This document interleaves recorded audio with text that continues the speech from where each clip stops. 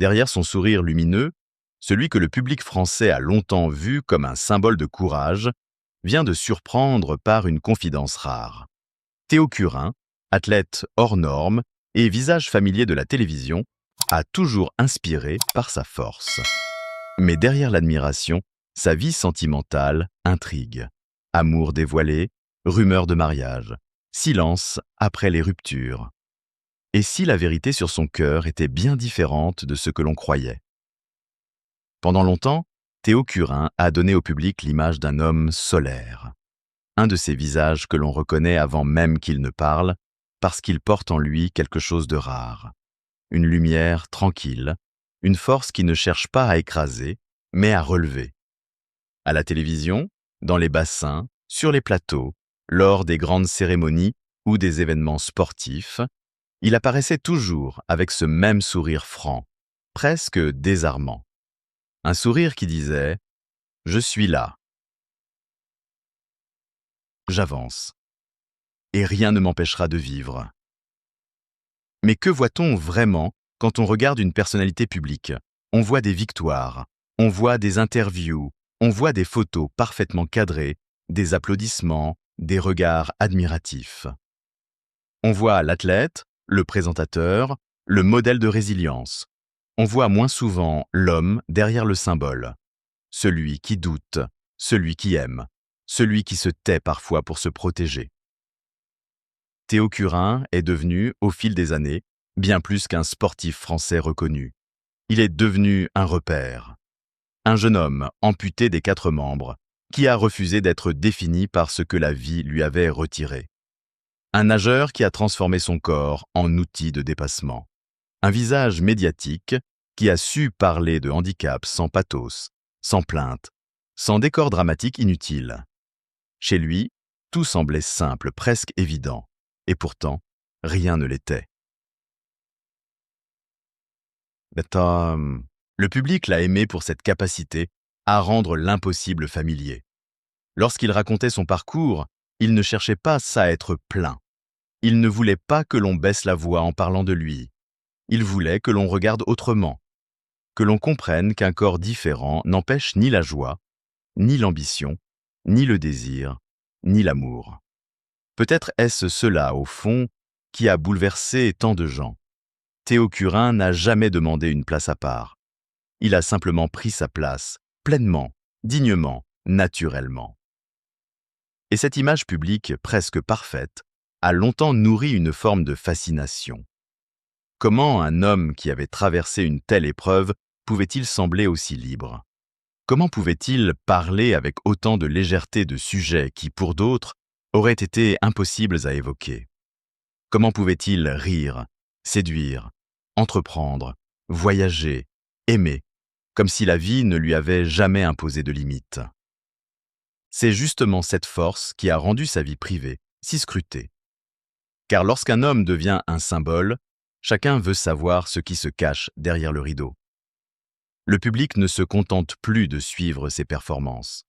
Il cherche à comprendre ses silences. Il observe ses apparitions. Il interprète une photo, un regard, une absence, une bague aperçue au détour d'un cliché. Et dans cette curiosité parfois tendre, parfois intrusive, une question revient sans cesse. Qui partage vraiment la vie de Théo Curin? Car derrière l'athlète admiré, il y a aussi un homme jeune, à peine entré dans la 2e moitié de sa vingtaine, avec ses élans, ses rêves, ses blessures et ses choix. À 26 ans, Théo Curin n'est plus seulement ce garçon courageux que la France a vu grandir dans la lumière. Il est un adulte qui construit sa route, qui assume ses priorités, qui apprend peut-être, comme chacun, que le bonheur n'obéit jamais complètement au scénario que les autres écrivent pour nous. Et c'est là que commence une autre histoire. Une histoire moins lisse que les images officielles. Une histoire faite d'amour, de rumeurs, de ruptures discrètes, de vérités jamais totalement dites. Une histoire où l'on découvre que même les êtres les plus lumineux ont parfois besoin d'ombre pour se reconstruire. Pour comprendre Théo Curin, il faut revenir bien avant les plateaux de télévision, bien avant les voyages, les compétitions internationales, les sourires devant les caméras. Il faut revenir à l'enfance, à cet âge où l'on devrait seulement apprendre à courir dans une cour d'école, à tomber, à se relever, à rire sans penser au lendemain. Théo n'avait que 6 ans lorsque sa vie a basculé. 6 ans seulement, et déjà une épreuve que même beaucoup d'adultes auraient du mal à porter. À la suite d'une méningite foudroyante, les médecins ont dû prendre une décision terrible, l'amputer des 4 membres pour lui sauver la vie. Il y a des phrases qui tombent comme des pierres dans une famille, des phrases qui changent le cours d'une existence, des phrases après lesquelles plus rien ne ressemble à avant. Pour ses proches, pour ses parents, pour l'enfant qu'il était, ce fut l'entrée brutale dans une réalité que personne n'avait choisie.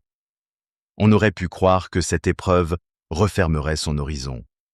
On aurait pu imaginer une vie réduite à la peur, à la dépendance, au regard insistant. Les médecins eux-mêmes savaient que le chemin serait immense, semé d'obstacles, de douleurs, d'adaptations quotidiennes. Mais certains destins ne suivent pas la logique des diagnostics. Certains enfants, sans le savoir encore, portent déjà en eux une force que le monde découvrira plus tard. Théo Curin a grandi avec un corps différent, mais aussi avec une volonté farouche de ne pas laisser ce corps devenir une prison. Ce n'est pas arrivé en un jour. Il y eut sans doute des colères silencieuses, des questions sans réponse, des moments où le miroir devait sembler plus dur que les mots. Il y eut l'apprentissage des gestes simples, ces gestes que la plupart des gens accomplissent sans y penser. Il y eut les regards dans la rue, les maladresses, parfois la gêne des autres, cette gêne qui blesse autant qu'une remarque. Mais peu à peu, quelque chose s'est construit. Une façon de tenir debout autrement. Une manière d'habiter son corps sans s'excuser. Et surtout, un rapport à la vie presque instinctif. Puisqu'elle avait été sauvée de justesse, il fallait la vivre intensément. Pas à moitié, pas dans un coin. Éteint. Pas en demandant la permission. La natation est alors devenue bien plus qu'un sport. Elle est devenue un espace de liberté. Dans l'eau, les limites changent. Le poids du corps disparaît. Les mouvements trouvent une autre logique. Là où la terre rappelle parfois l'absence, l'eau offre une autre présence. Dans les bassins, Théo a découvert qu'il pouvait avancer, accélérer, se battre contre le chrono, se mesurer aux autres, mais surtout se mesurer à lui-même. Très vite, son parcours a dépassé le cadre personnel.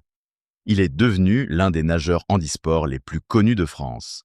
Il a représenté son pays dans de grandes compétitions internationales et chaque performance portait une signification plus grande que le résultat d'affiché.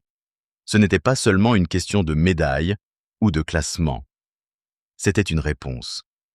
Une réponse à ceux qui doutaient. Une réponse à ceux qui pensaient qu'un enfant amputé des 4 membres devrait vivre une existence diminuée. Une réponse à la vie elle-même. Puis il y eut cette aventure qui a marqué les esprits, la traversée du lac Titicaca, ce lac mythique perché à une altitude vertigineuse, considéré comme le plus haut lac navigable du monde. Une épreuve physique, mentale, presque symbolique. Dans cette eau immense, froide, difficile, Théo Curin n'a pas seulement nagé. Il a raconté, sans prononcer un mot, ce que signifie refuser les limites que les autres déposent sur votre chemin.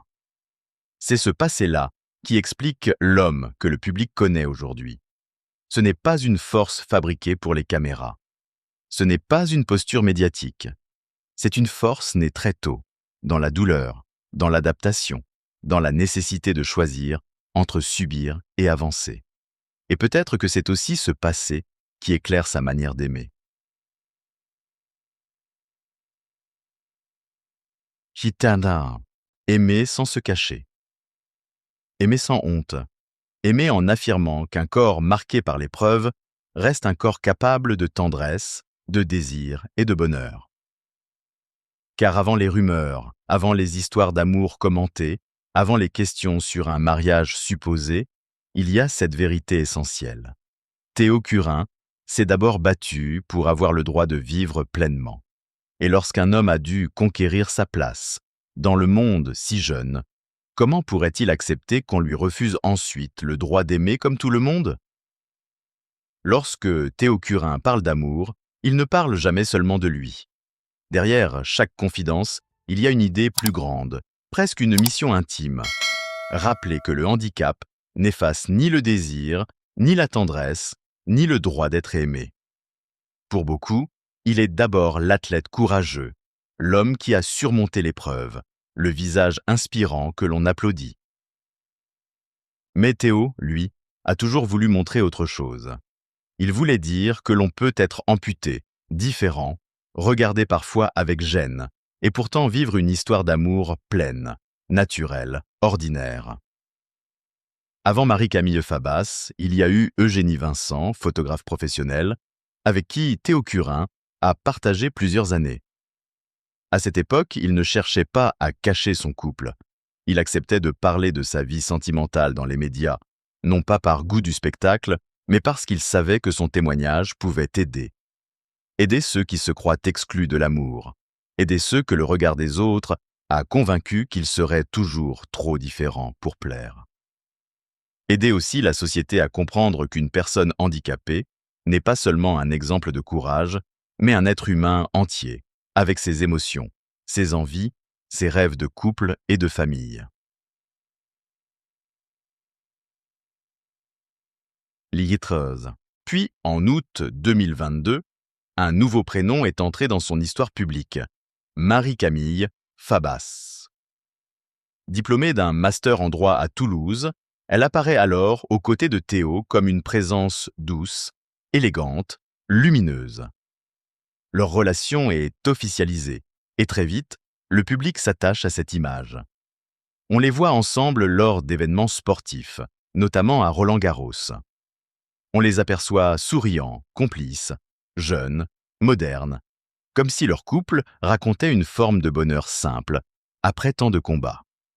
Les photos de voyages à l'étranger, les instants partagés, les regards tendres, diffusés sur les réseaux sociaux, nourrissent cette affection du public. Beaucoup y voient la fin d'une belle histoire, presque un conte contemporain.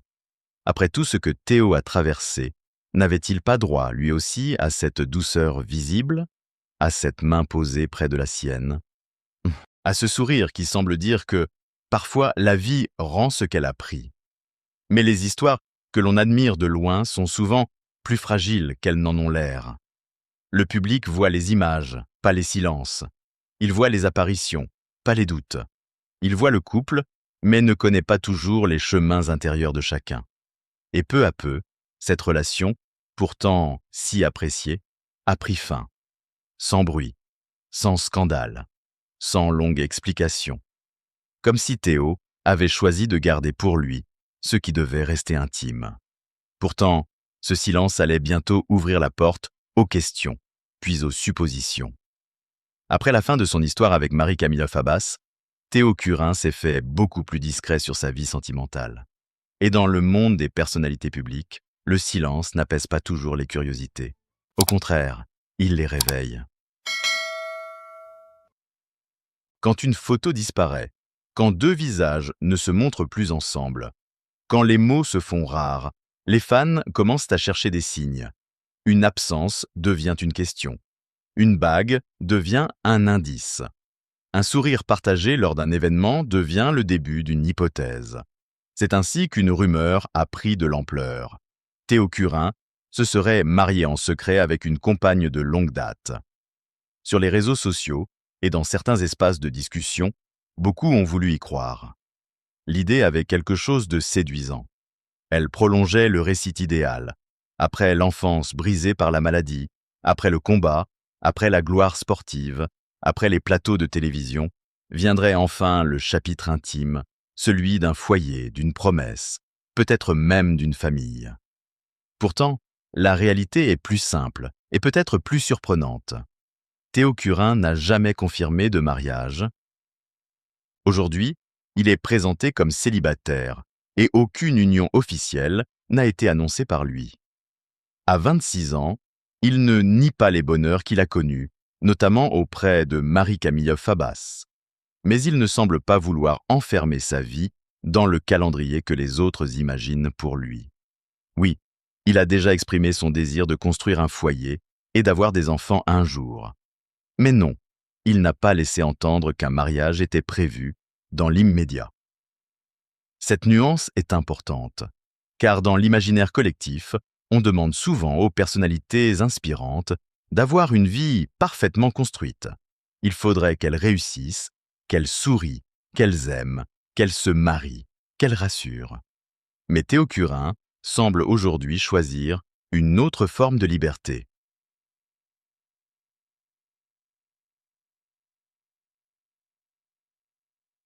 Candé.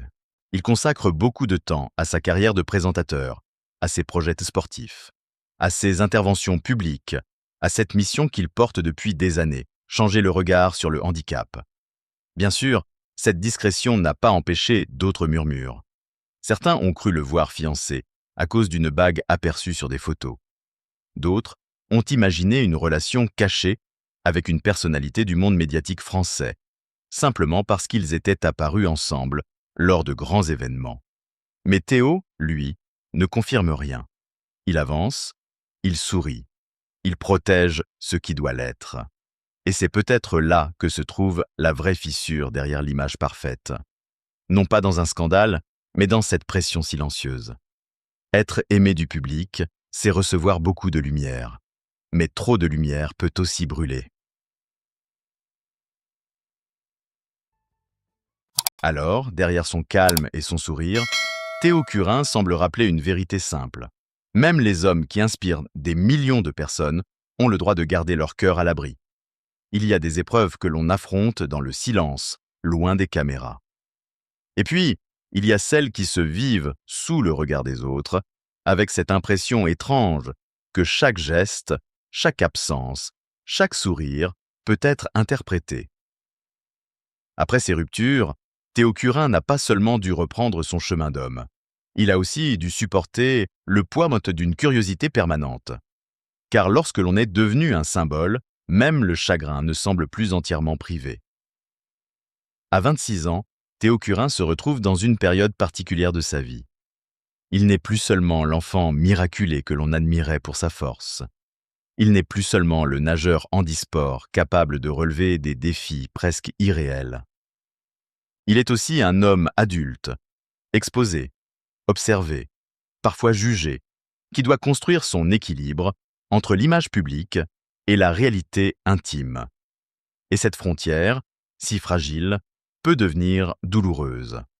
Les rumeurs de mariage, les suppositions autour d'une bague, les murmures sur une possible relation avec une personnalité du monde médiatique français ont montré à quel point son cœur pouvait devenir un sujet collectif. Pour certains, il suffisait qu'il apparaisse à un événement aux côtés de quelqu'un pour que l'imagination s'emballe. Pour d'autres, son silence après Marie-Camille Fabas était forcément le signe d'un secret. Mais peut-être n'y avait-il rien d'autre qu'un homme qui voulait respirer. Respirer après une histoire qui s'achève. Respirer après les attentes. Respirer après les regards. Dans un monde où l'on demande souvent aux personnalités connues de tout partager, choisir de se taire peut être un acte de résistance. Théo Curin semble avoir compris que l'on peut être généreux avec le public sans lui livrer chaque pièce de son existence. Il peut parler de courage, de handicap, de sport, de télévision, d'espoir, sans forcément ouvrir la porte de sa chambre intérieure. Et pourtant, cette retenue ne signifie pas froideur. Au contraire, elle révèle peut-être une maturité nouvelle. Théo a souvent exprimé son désir de fonder un foyer un jour, d'avoir des enfants, de construire quelque chose de durable. Mais il refuse visiblement de confondre désir d'avenir et urgence de répondre aux attentes. Le bonheur, pour lui, ne doit pas devenir une case à cocher. Il ne se mesure pas à une alliance, à une annonce officielle ou à une photo de couple publiée au bon moment. Ce regard moderne sur l'amour touche particulièrement une partie de la jeunesse française.